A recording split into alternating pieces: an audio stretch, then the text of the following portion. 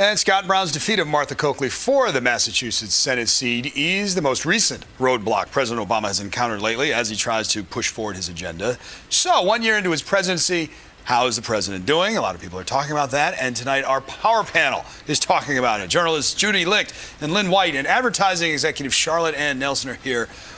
Always short of opinion, always soft-spoken, and I always get to visit. Ladies, how are you? Judy, I'll start with you because I know you don't have much feeling about this. What was the message from last night? Last night was change we can really believe in. This is the change. It's the people speaking out and saying, we like Obama as a person. We do not agree with the way he's going with the government. Because it's not just Massachusetts. It was the election in Virginia. It was the election in New Jersey.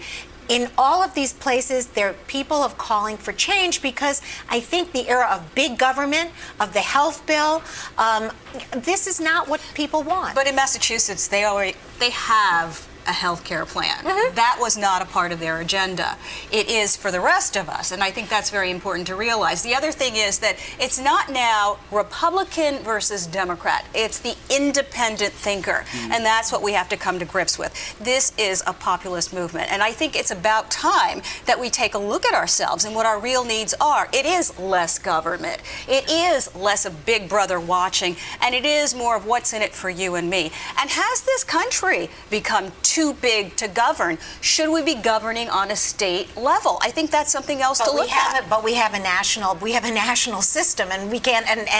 And President Obama. But it's not working. The national system isn't working. Let me ask you, though, as an well. advertising exec. I mean, did the White House either not get the message out, or have they missed the message from the American public?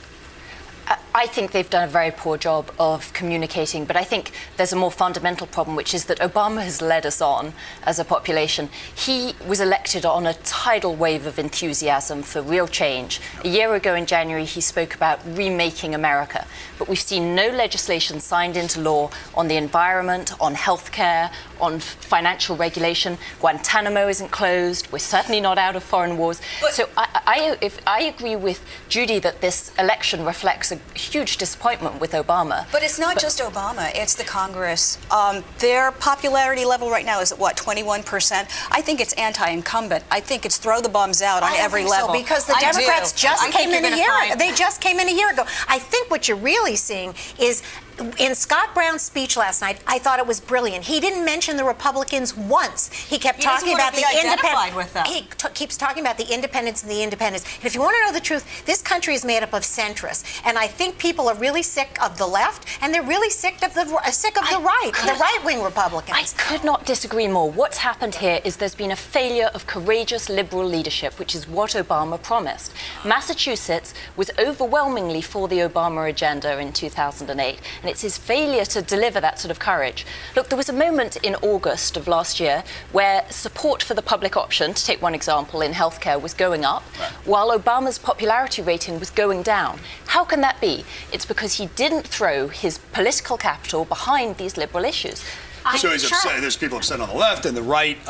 How much of this, though, is just the fact that unemployment is at 10%? People are just not That's at a big jobs. part of They're it. just not Makes happy. the So economy that stupid. you get more people at work, right, and you free up the credit, then perhaps...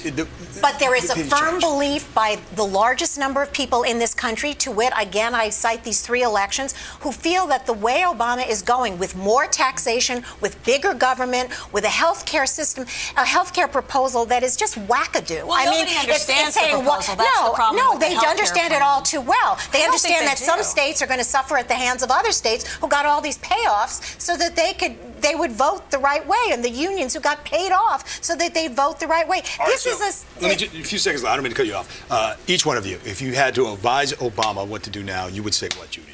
I would say you have to go centrist. I think this is going to save his presidency because he'll go centrist. Lynn? Listen to the people. Abide by the people who Which brought means you what? into... Back off the health care? No, bring in the public option. Oh. Okay, sure. Go liberal. Be the president you promised to be. Wow. Okay. And die. And die. And the story, nobody likes Obama now? Yeah. A year into it? No, they like him. They don't like his policies. Okay. All right. Thank you. Judy Licht, Lynn and Charlotte Ann Nelson. We'll be right back with more New York Nightly News on New York Nonstop.